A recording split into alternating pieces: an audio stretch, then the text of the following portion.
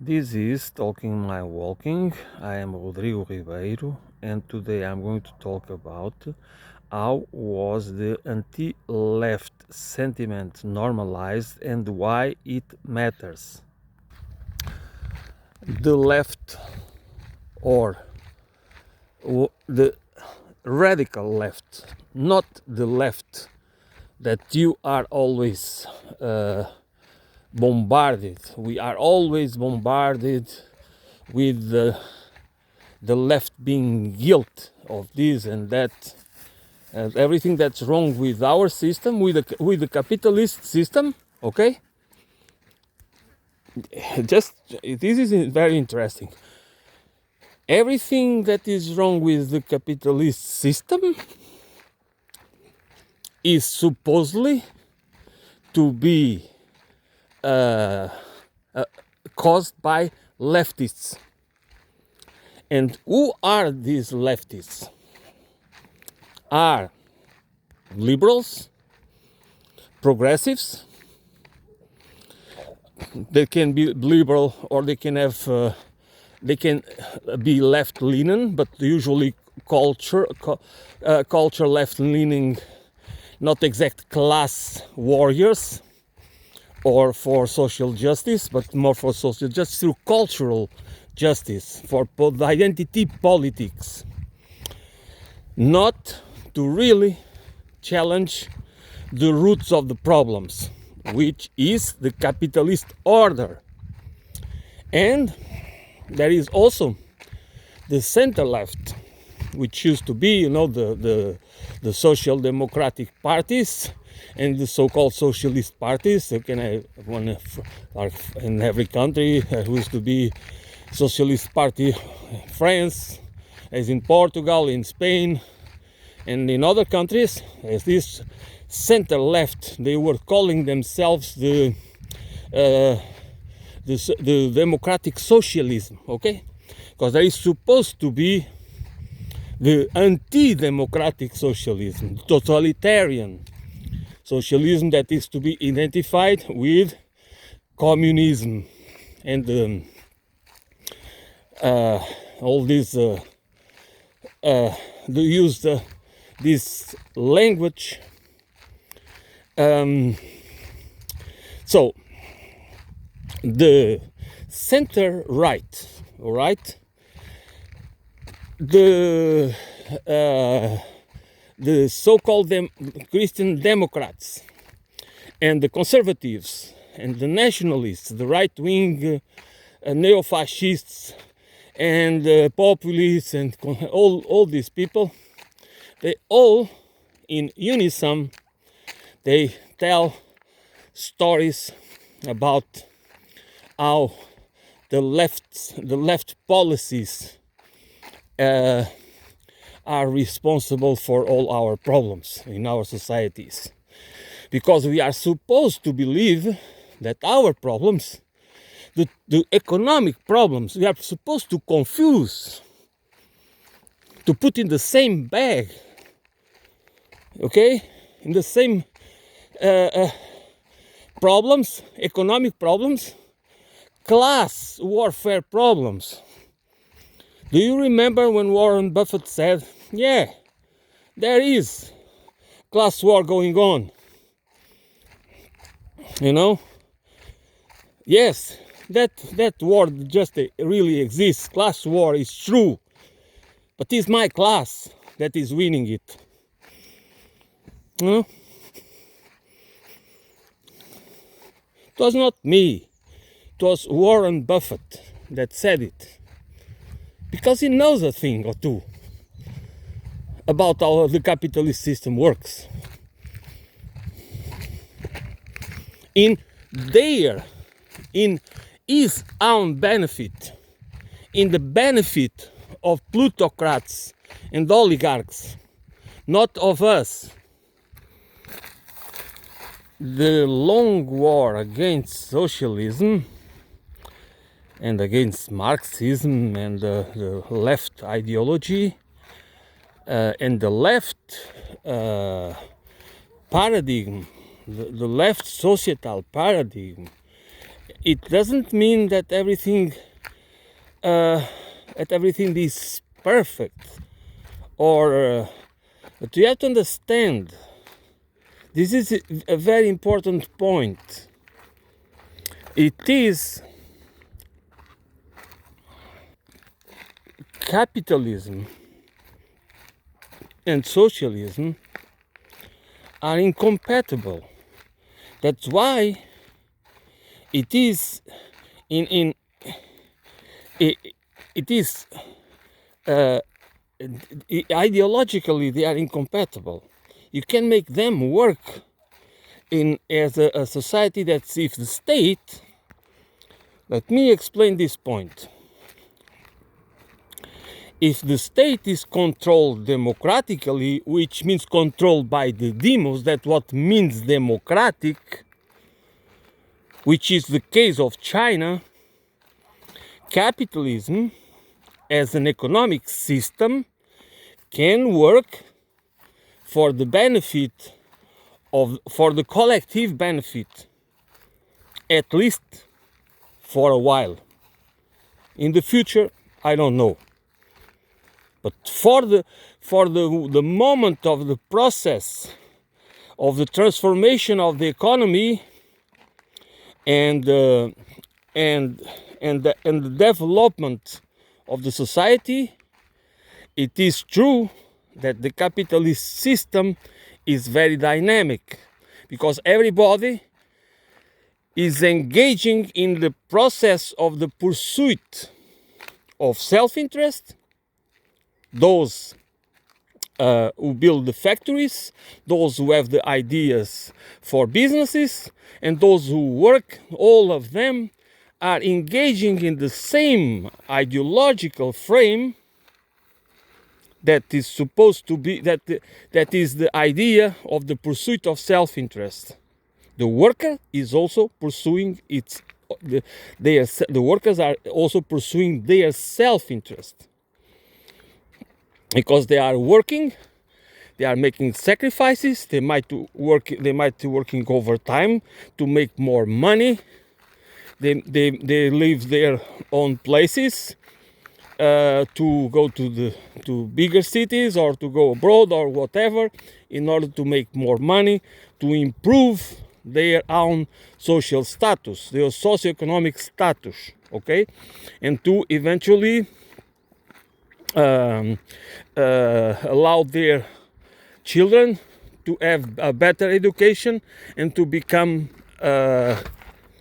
part of the professional managerial class. Because in my home country and everywhere else I have been, that's always the idea. That's how we are framed. That's how we frame the reality is framed for us. That we want our children to have better lives than ourselves. And if we are poor, if we belong to the working class, the best way is to pay, to make sacrifices. Then they can have a good university course or go to a good university and become part of the, in principle, part of the professional managerial class, which means to become teachers, doctors, lawyers, engineers. So how do we do it? We do it by making sacrifices, by or through working hard, or building a business, or that's most of the normal ways to do it. With always the idea that we earn more money, okay? That we can also buy the assets that are part of the what is called in America the what we all know.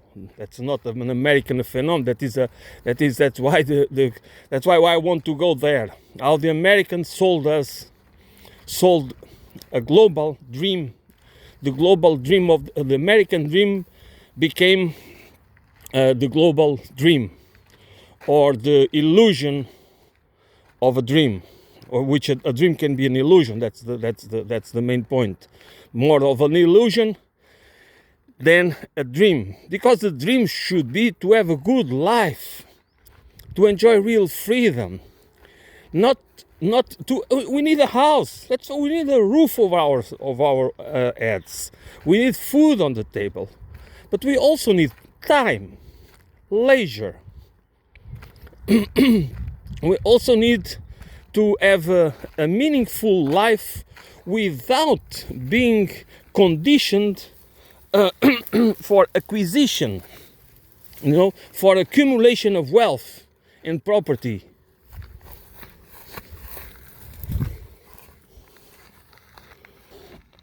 Because it is true that we can be motivated by the accumulation of wealth, by expecting that someday we can enjoy a good life. I mean, we can have a free time. But the point is, under the capitalist rule,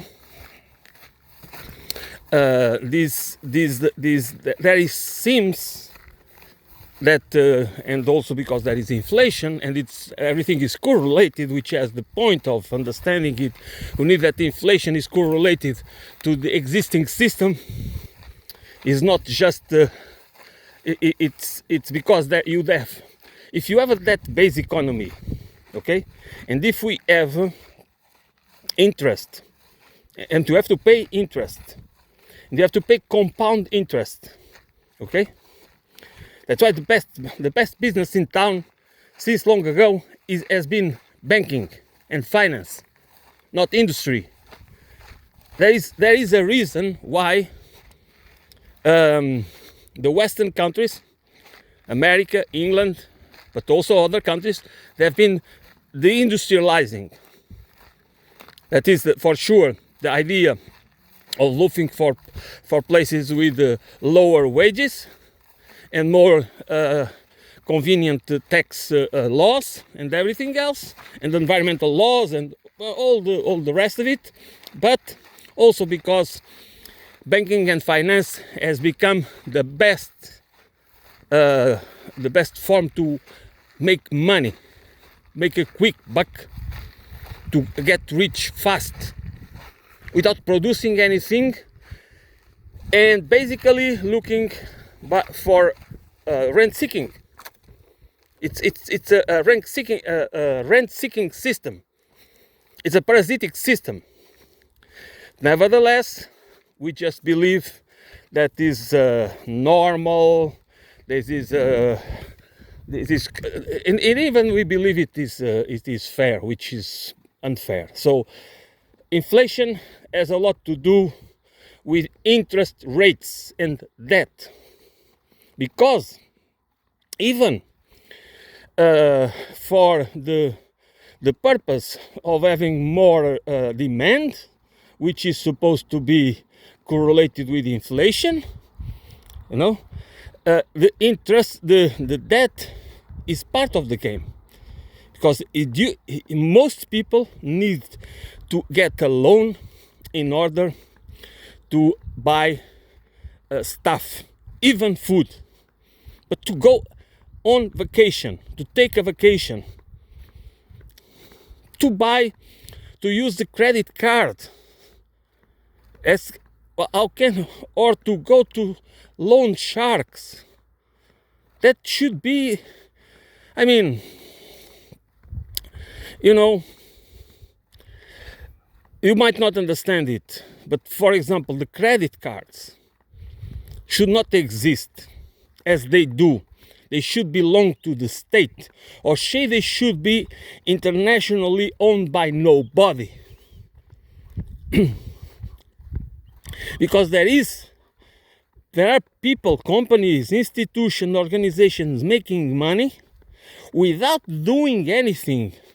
You think they are providing you a service, but they are charging, they are making fortunes and creating inflation through the process of using interest that is making it easy for you, for me, for all of us to buy stuff we don't need with the money we don't have to impress people that sometimes we don't even like. Okay?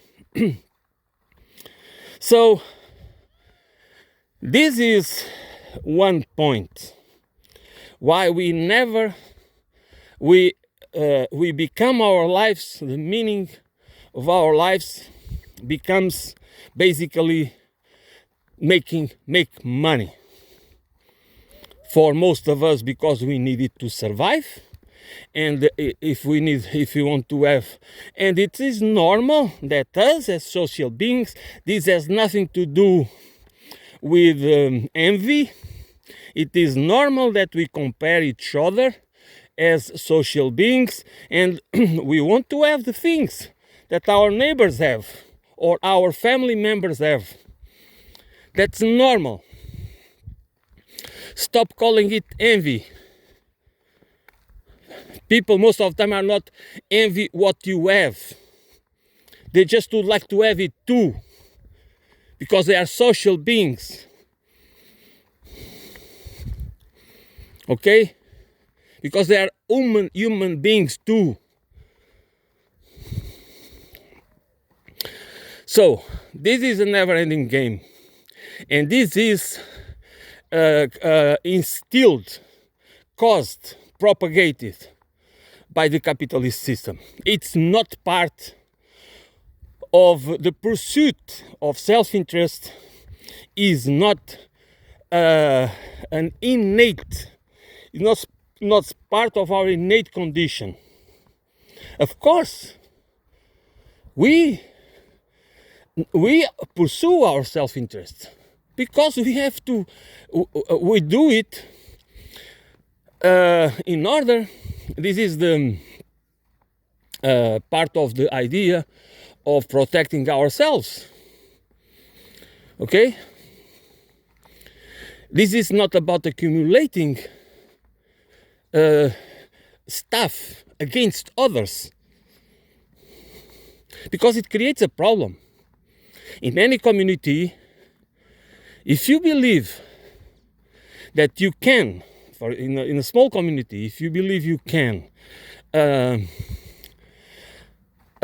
try to accumulate everything as possible and own as much as possible private property, you want to control everything, you have to create a system, a moral code, first a legal system to allow you to do it, and then a moral code to glorify it. Then you make others believe that you have it based on merit. Because merit is a fallacious principle. We need to understand merit needs to be related to something. The activity, the process by which you are able to accumulate wealth, is it moral? Is it ethical? Is it socially just? Is it justified? It's not merit. You cannot understand merit unless you correlate it with what is socially admitted, what is the repercussions, the consequences for the rest of the community. Because it's very easy to confuse merit with opportunism. And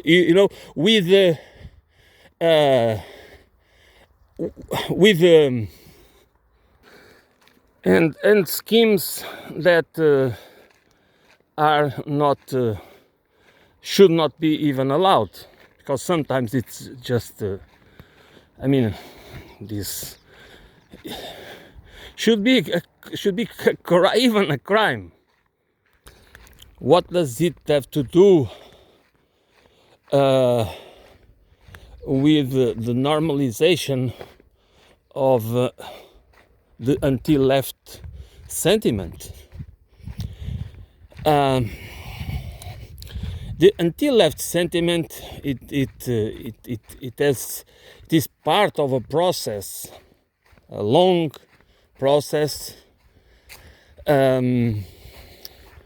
because the capitalist class, the Western capitalist class, but not only the West, but mostly West, because if you think about countries in Asia and countries in South America or Africa, you have to understand that there was the aristocratic class or the local oligarchs. They were either created or they were already immigrants. They were already part of the white class, like in countries in South America. The oligarchs and the plutocrats of these countries were from Western descendancy. Okay, so there is already this long process of creating narratives and ideological framing. Ideologically framing the left as something, as an ideology that it was against people. For example, this is an important principle, because this is a very important principle. If you can frame that one of the most important points of the capitalist system is the primacy of private property and private proprietary rights, okay? And if you can convince people, okay, that is for the good, the collective good, that private, you work hard to buy your piece of property, to buy your house, or to build your house, or whatever, to buy your piece of land, a farm, or a business, like a shop or something else, or building a factory. Okay, but especially if you are a worker and you work really hard and you have to pay interest on your mortgage in order to achieve your share of the American dream, all right? And then you just are told again and again that the leftists, the communists, the socialists want to take your property. They want to take away the right that you can own property. That is, as John Locke, it is a natural right. It is not a natural right, but it is supposed to be assumed as a natural right. So that's how we are supposed to perceive it. So if the dominant ideology, which is capitalism, and the dominant culture is ideologically is framed according to the capitalist principles, okay, to make them look good and just and whatever. We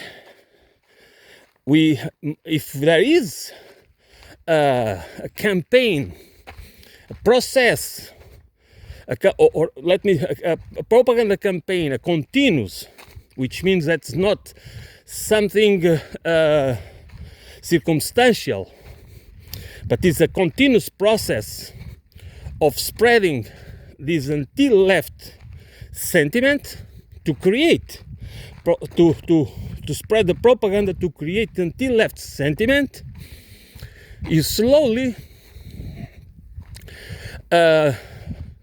make it normal. You slowly normalize it, which means that this ideological fight between two systems that they can only work if they can all work in combination for the collective good, for as long as the state is controlled by the demos, as I said before, whether through a centralized system like the Chinese Communist Party that controls the state apparatus, and therefore they control the banking system too, the money creation system.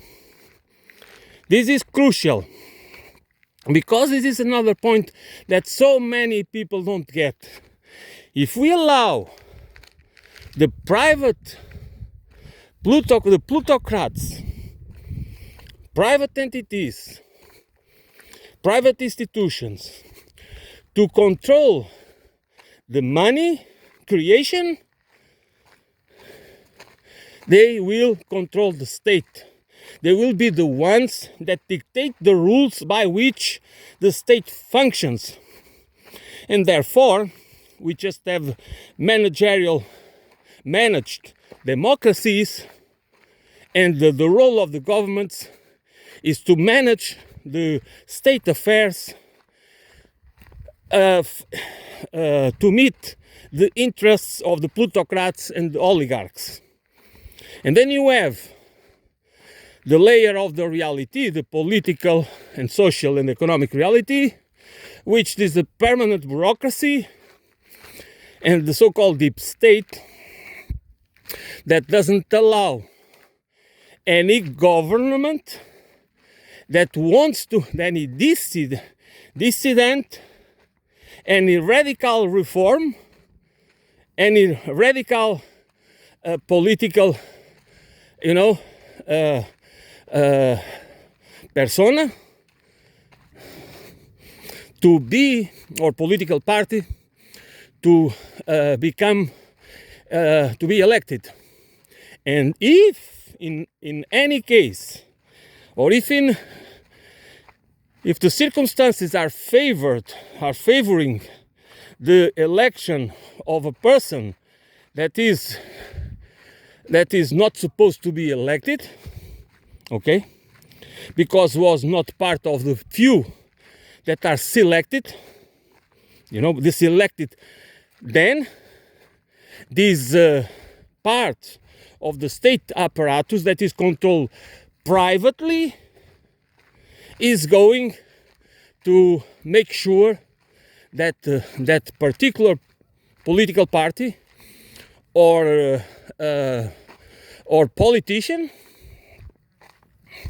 which elected official will be able to implement the policies that are going to go against the interests of the plutocrats and the oligarchs, which means that the deep state and the permanent bureaucracy will act to sabotage and eventually to get rid through a coup d'etat, through blackmail, through, by just killing as they have done many times in history, to get rid of the person, to dehumanize the person, to demonize the political party, to do whatever it's needed to be done in order to get rid of that menace. Because once we allow the capitalist class, the oligarchs and the plutocrats to control the visible part of the iceberg, of the political iceberg, political, economic, cultural, social, but also the part of the iceberg that is submerged, which is the permanent bureaucracy and the deep state. We surely have not a saying. Our vote becomes meaningless. It's nothing we can do. Only a revolution. But how? The revolution without people. That's why many revolutions don't work, because revolutions require a preparation, a mind change, a language frame change, a narrative change. Because what is more important for the success of a revolution, it is the understanding of the concepts, the understanding of the reality, the understanding of the roots of the problems, and to make sense, to build a different meaning of what a society and an economy is for, and what our lives, how can we have meaningful lives and lives with purpose without being slaves to money. Because we don't own the money. The ones that own the money, we have our little. Now they want us. That's the beauty of the system. They make us accomplices because they make us owning a little bit of the pie, just a few crumbs of the pie, and they try to convince us that we belong to the club. But we don't. Of course, we don't belong. We are useful idiots. Even those that believe they are already pretty, they are for generations, let's put it this way, part of the middle class or even the upper middle class. But being middle class or even upper middle class, it doesn't mean, it doesn't automatically gives you a ticket or pass to be part of the elite of those. If you are a successful business person, okay, it's not automatically. There are so many people that are rich, we can say that they don't belong to the elite. They are rich comparing to us. But if you think that the elites don't despise them too, they do. When I'm talking, because there is a difference between the 10% of the population that in relation to most of us, they are very rich and they are most of them, part of the professional managerial class, and they own business or this or that, or they have inherited a lot of property or money or whatever, okay? Then that's the 1%, which is already a different class or subclass in the capitalist system, okay? But then you have the 0.1%, which is another class. And this is where power and control. It doesn't mean that they not allow newcomers, okay? They do allow newcomers, but they will always get rid of those that become a menace to the system, even at the top level. That is always, they do it. They do it with elected politicians, okay? They do it with business people. They do it with people that belong to the intelligence community. This private, this secret. This is like the CIA and the Mossad and others. This is just This is a part of these organizations, these agencies. They are really they collect intelligence, all right. But the other part, they are just criminals. They are just I mean, their activities are beyond the pale in terms of human human dignity. So this this process of the normalization of the left, the anti-left sentiment is not based on the truth.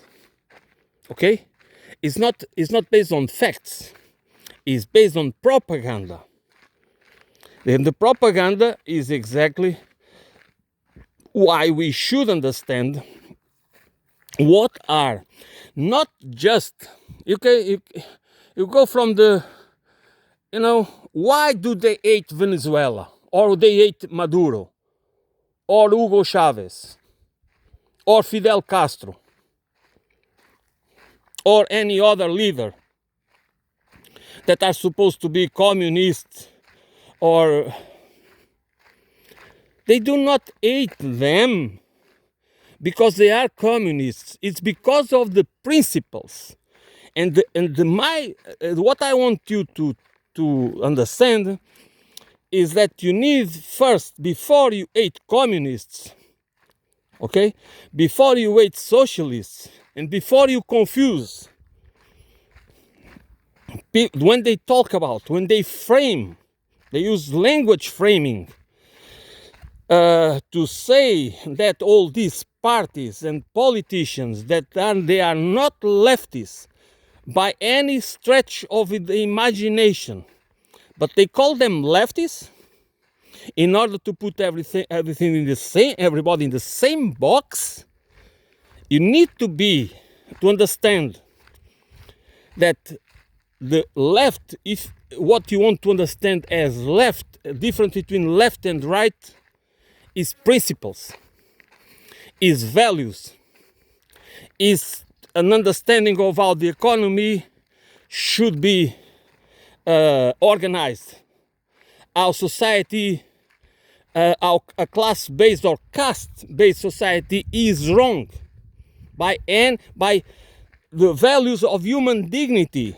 If you care about the dignity of human life, and by that I mean, if you care about your own and your loved one's dignity of life, you need to care about the dignity of life as a whole.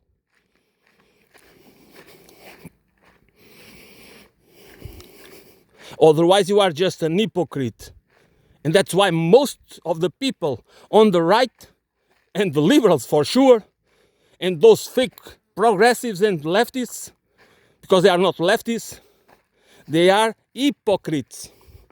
And most liberals, these days at least, they are lib fascists, because they try to show a facade, a liberal facade, but they at the core they are fascists. Okay? And this is why that's why it matters a lot, because we need to understand why don't we have a resistance, an organized. We can blame the left parties, the radical left, and then you can, okay, there is things wrong, that's wrong, the communication and blah blah. But this the main problem we have. It's this long process of anti-left, to build anti-left sentiment across society, across all societies, by demonizing the left and by glorifying the right, by demonizing communism and socialism, and by glorifying capitalism and glorifying the job creators, the entrepreneurs, by telling you stories about merit and meritocracy and all these things that because I mean, you know, nobody who is really nobody's against merit, but the problem is everything can be framed to be, you know, I mean it's possible to transform into a meritocratic action an action that by itself doesn't have any merit. That's my point, because we need to have to understand the consequences and the principles and the values, and that's where there is a huge difference from the principles, the values, and the legal system that identifies the left or divides the left from the right. And if there is a space in the political spectrum for the right to exist, and we have this now, the rise for quite a long time, the rise of the political parties and organizations and movements, okay, they nationalists, populists, and neo-fascists that they have the right to exist in the democratic order, okay? The problem is not that they have the right to exist. The problem we have that we are denying the right to exist, the counter opposition, which means in the opposite side of the political spectrum, the radical left and the values. Because the problem is not the left itself, it's the values, the principles that we should understand why they are important. How? And we just take, most of us just don't even care to understand or to learn, because we already believe that they are bad, they don't work, they are garbage. And we do not understand a lot of the times that we have been propagandized in order to view the world like that, to have this perspective, not because it's true or false, but because was normalized by the dominant culture. And that dominant culture it has been successful because it has been waged by the American propaganda machine. It is a very complex and multi-dimensional with a lot of resources, you know, that has been using the non-governmental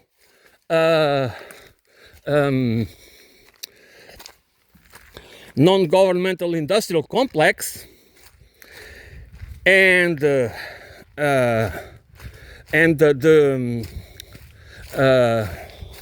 public relations industrial complex, the infotainment complex, which means many news outlets, the Hollywood and many other media industries that they have been, they have the ones that have, I mean, and then you have all the advertisement that sold the American dream. Selling the American dream is selling a consumer society and a private owning the idea that everyone can become a billionaire, or as Steinbeck said, John Steinbeck, if you remember, John Steinbeck, the author of the vines, of the grapes of wrath,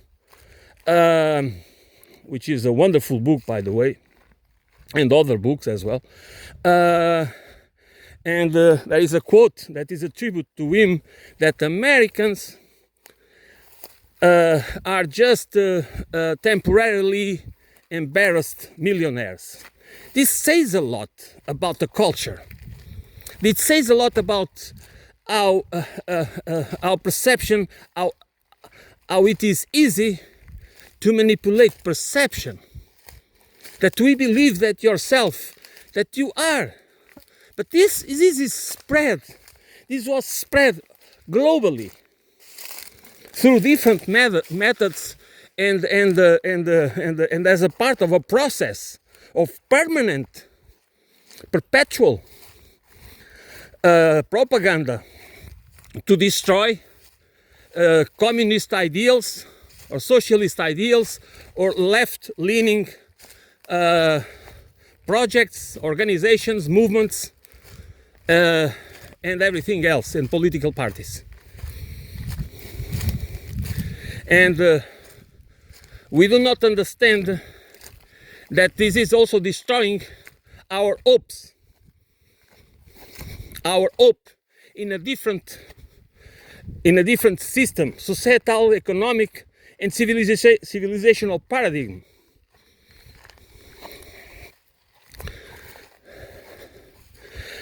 Because what is more important to me about the left principles, okay, and values, is that we need to frame, it's an idea to frame the human condition to understand the human condition in principles that have nothing to do with the pursuit of self-interest. Not because we, or in my case personally, I'm not against the pursuit of self-interest, okay, but not in the sense that is framed by the capitalist ideology, by this idea of everything can be commodified. Our relations are commodified. Ourselves are commodities.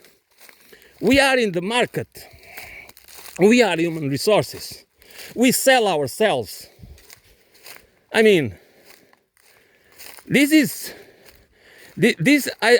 believe that it should not require any investigation. I mean, any scientific research to understand that this is wrong at its core. And that's why we need the values, because it's not about, do not be against socialism and capitalism just because, it doesn't work, it is, and please, because you just do not allow yourself to understand reality through different lenses. And that's the main point. If you want to have perspective, you cannot always look to reality through the same lenses. You need to change. You need to have different perspectives. Because reality, it's only, we can only access reality through interpretation. Because that's our system. We have these language systems through which we have the ability to communicate. But at the personal level, we have this interpretation that is for sure framed by the narratives, framed ideologically, through the dominant narratives that run in our cognitive and affective systems. Neuron. Sorry. So,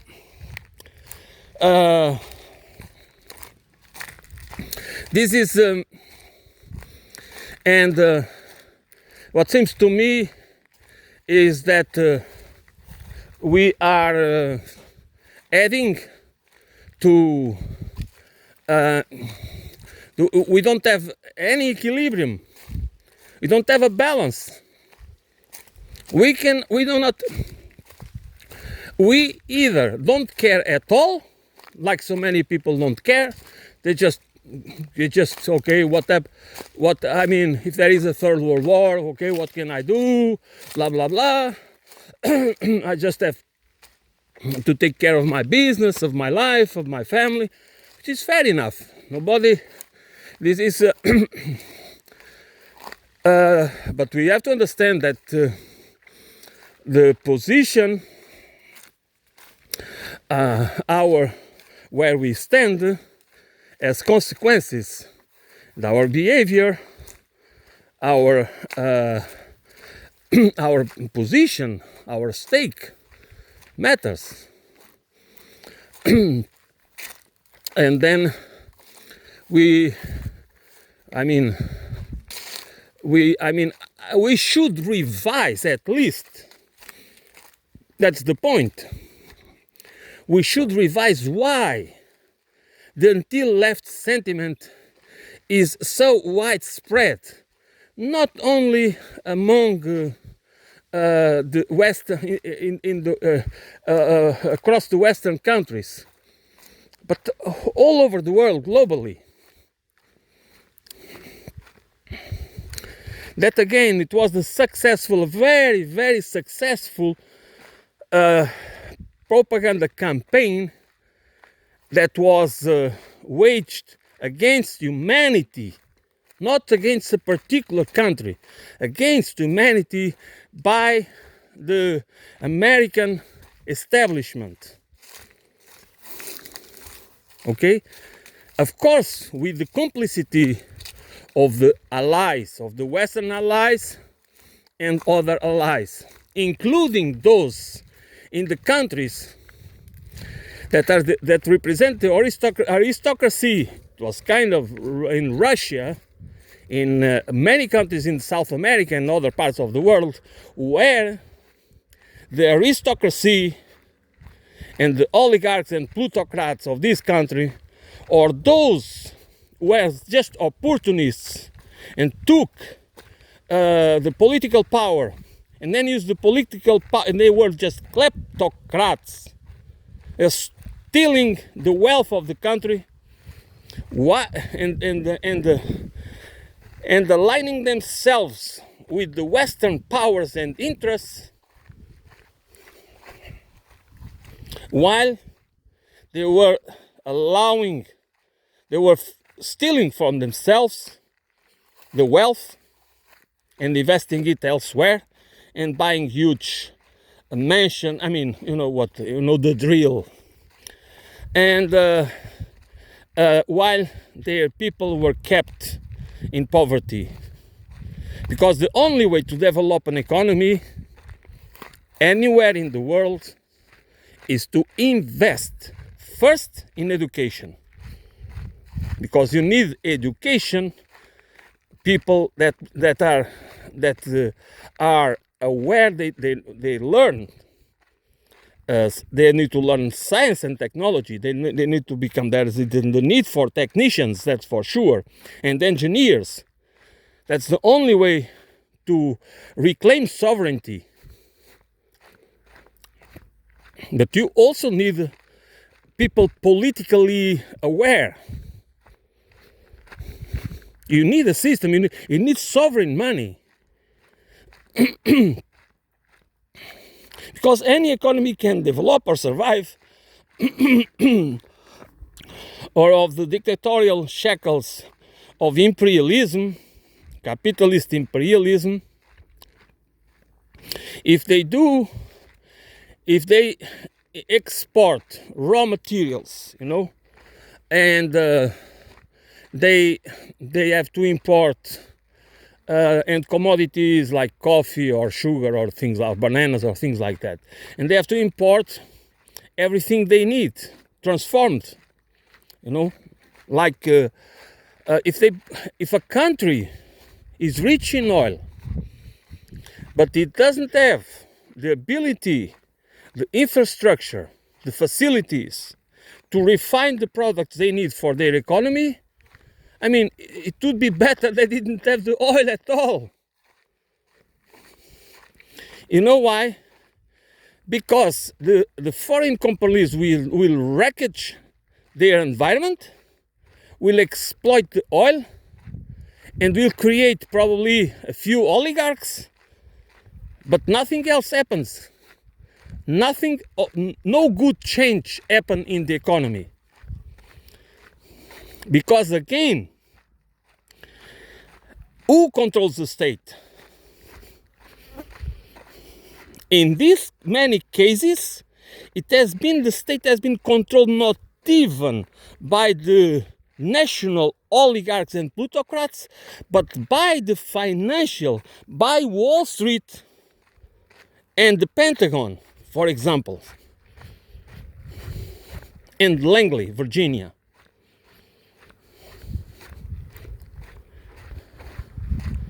So this is, I mean, a normal person, an ordinary citizen that just buys into until left sentiment without understanding where it comes from, that it doesn't make any sense. If you really try to understand and learn the principles and values that are leftist principles and values, not only progressive, but really lefty, I mean a classless society, the tackling the problem of private property that you believe is a natural right, and nevertheless it can be taken away from you so easily by those you trust, like your bank. And there is these institutions, this shadow banking system, and these trusts, and all these real institutions and real and laws and law systems, you know, like legal codes that really tell you about the values that are so cherished by the right.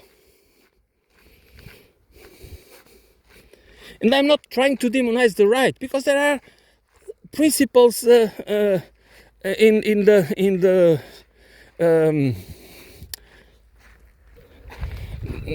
are certain values, right-wing values, there is no harm at all. But again, they're talking about cultural values, traditional values, family values, you know, patriotic values, and all other things that are kind of more, they are not anti-progressive, but they refrain this kind of progressivism, progressive views of society, like the culture wars. It's okay. That's not what matters. What really divides the left and the right is the principles and values that have to do with the dignity of life. I'm not talking about, again, please don't confuse it with anti-abortion or pro-life or for abortion. Please, it's not what I'm talking about. Okay? The dignity of life is a much bigger concept It's a much inclusive concept than to just talk about these issues. It is about how to organize an economic system. It is about the dignity of equality and justice, not just before the law, but as part, as enjoying political and economic agency. There is no democracy without political, economical, social, and cultural agency. We need participatory systems. We have to stop this idea that some have. It doesn't mean, I don't mean that there are not people better prepared or smarter or this or that to represent us. But understand, if somebody represents you, it represents you. It doesn't substitute you. It's not better than you. It's not supposed to be above you. It's unequal. Democracy, it's about us being equals, not only before the law, but politically, economically, socially. And we need to reflect on this. We don't need to be subservient. We are not subjects. We are not useful idiots. But we can become. And that's where the silver lining, the idea that really divides left and right. The right basically uses the ideology of meritocracy.